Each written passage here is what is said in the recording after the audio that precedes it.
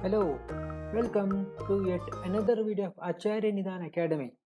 In this particular video, we are going to discuss the concept of Asatmyendriyartha Samyoga, one of the very important factor which is coming under the heading of Roga Nidana and Vikriti Vijnana.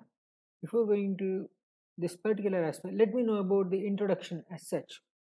Actually, Asatmyendriyartha Samyoga, it can be considered one of the very important Nidana.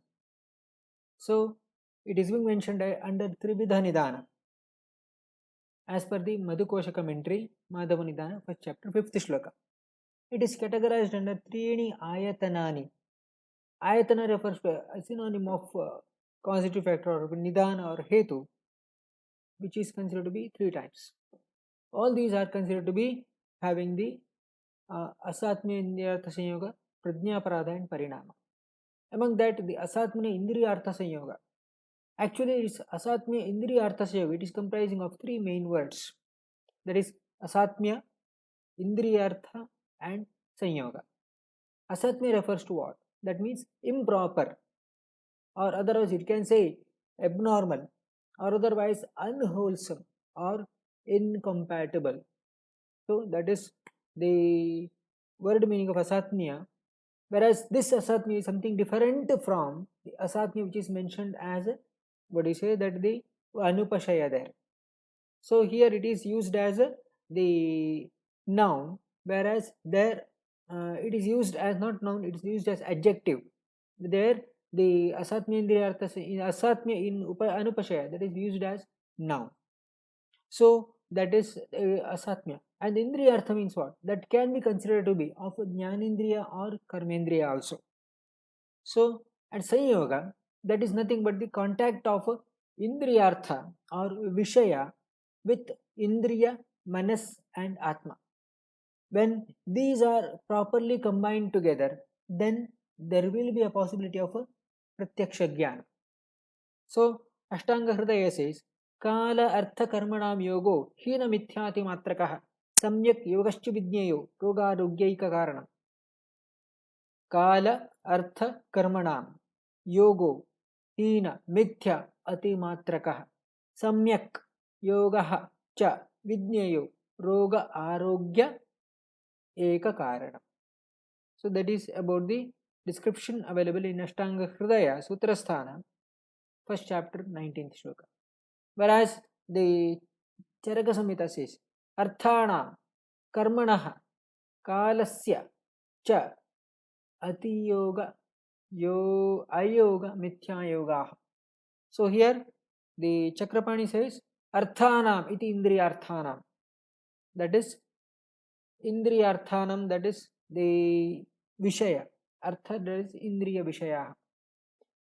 Karmanaha, that is Kaya Vak Manaha Pravrittehe. Whenever if you say about the karma, that is something related to Kaya, something related to speech, and something related to Manas activity. Whereas the further description, as far as the Arunadatta commentary says, Arthanam Punaha Svena Arthena Indriyasya Hina Sanyogo Hina Yoga Purushan Abhimatadina Artha Jatehe Indriyasya Yogo Mithya Yoga Atyanta Sanyogo Ati Yoga. So that is, if a person is using the Indriya Vishaya for less amount of time than normal, that can be considered as Hina Yoga. Whereas if a person is using that particular Indriya Artha for longer amount of time period, that can be considered as Ati Yoga. Whereas the imbalance in the usage of these Indriya Artha along with the Vishaya etc., that can be considered to be Mithya Yoga. If you are using these Indriyartha along with the Vishaya in connection with one's value and belief systems, then that may be responsible for the proper maintenance of health.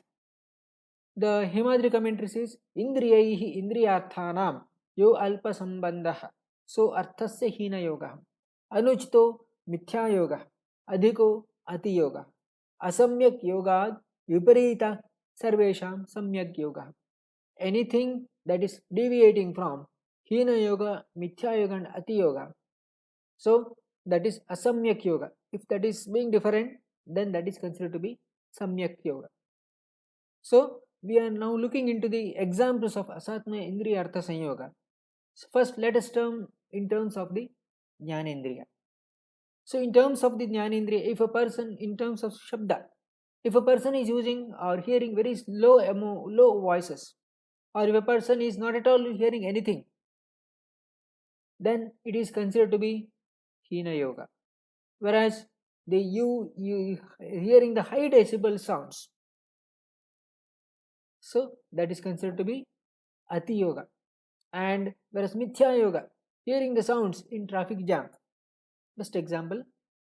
Or in case of the natural calamities occurrence of natural calamities, etc., then we are going to observe this Mithya Yoga.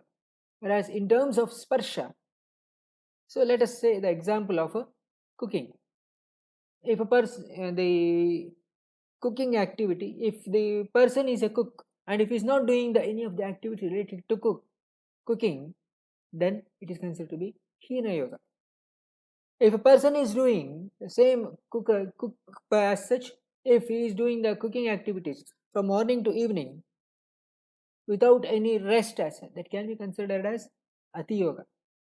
Or otherwise Mithya Yoga, such as keeping the hand in ice cold water for a long time, or otherwise the keeping the hand for the hot water for long amount of time, that can be considered under the heading of Mithya Yoga.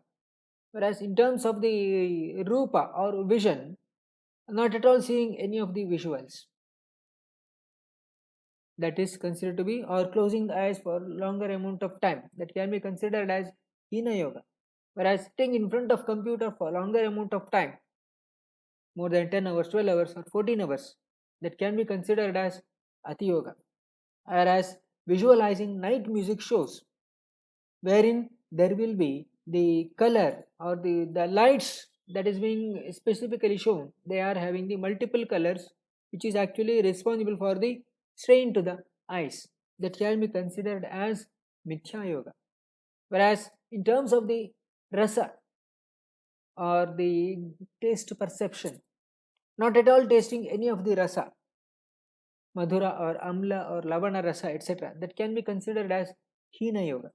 Whereas consuming madhura rasa substances only, or consuming amla rasa substances only, or consuming lavana rasa substances only, that can be considered as Ati Yoga. In that particular situation, the person who is consuming more amount of the madhura rasa substances, they are more likely to have kapadosha vitiation.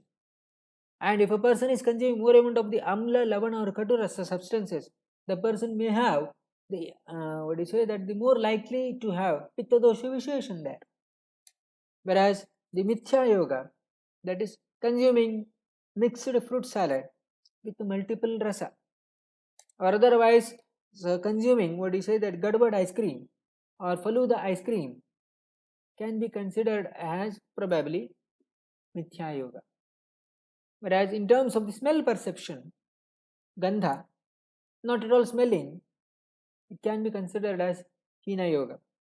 Or more perceiving more smell related to food, that means that can be considered as Ati Yoga.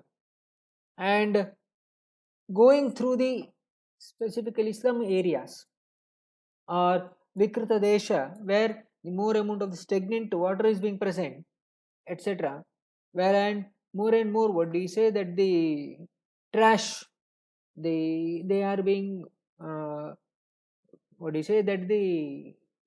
that is being stored in those the dustbins, etc., that can be considered to be Mithya Yoga there.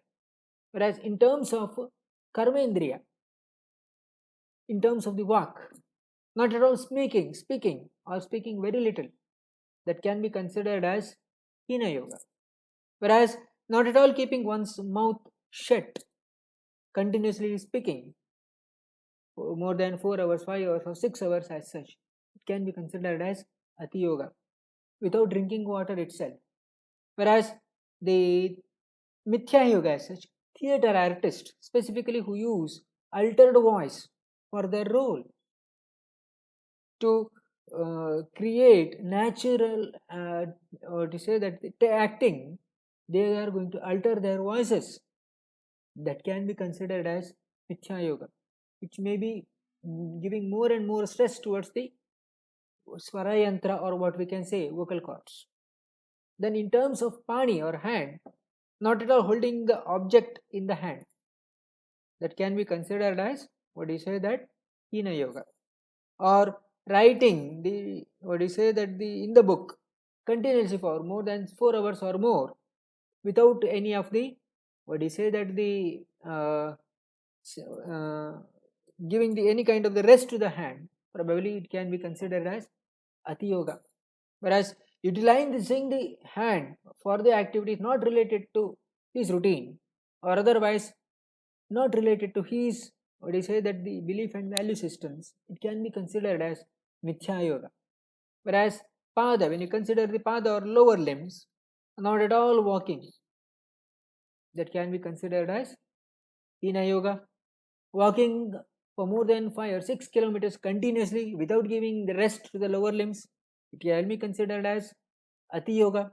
Whereas using the lower limb for jumping or any other activities unnecessarily, it can be considered as Mithya Yoga.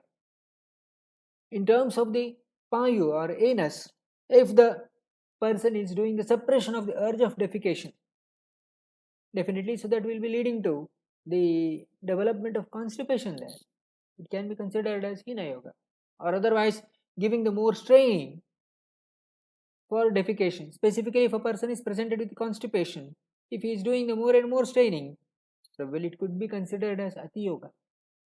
Whereas the Mithya Yoga as such, performing enema without precaution or anal intercourse, it can be considered as Mithya Yoga there. Whereas Upastha or genitals, when you think about it, suppressing the urge of defecation or sexual abstinence can be considered as Hina Yoga. Whereas more straining for micturition or otherwise more frequent sexual intercourse, it can be considered as Ati Yoga. Whereas catheterization or anal or the Uttarabasti procedure without proper precautions or otherwise unnatural sexual activities related to genitals, it can be considered as Mithya Yoga. So, in a sense, take home messages from today's session will be Asatmyendriyartha Samyoga is one of the important Trividha Nidana or three Ayatanani, wherein it is comprising of 3 words. Asatmya refers to improper or incompatible. Indriyartha refers to Vishaya of Indriya. It can be either Jnanendriya or Karmendriya.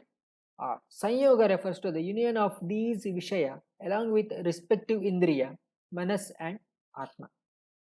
Jnanendriya and Karmendriya can be considered when you speak about Indriyartha in relation to Indriya. And their proper usage will be responsible for the maintenance of health. That's all for today. Dear ANA members, if you are liking this particular video, then mention what are the key major takeaways from today's session in the comment box below.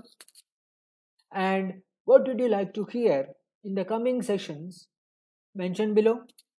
If you are truly liking this particular video, then put a thumbs up and spread this particular video to the maximum number of true Ayurveda learners, so that we can make a huge movement out of this particular small message. That's all for today. Thank you.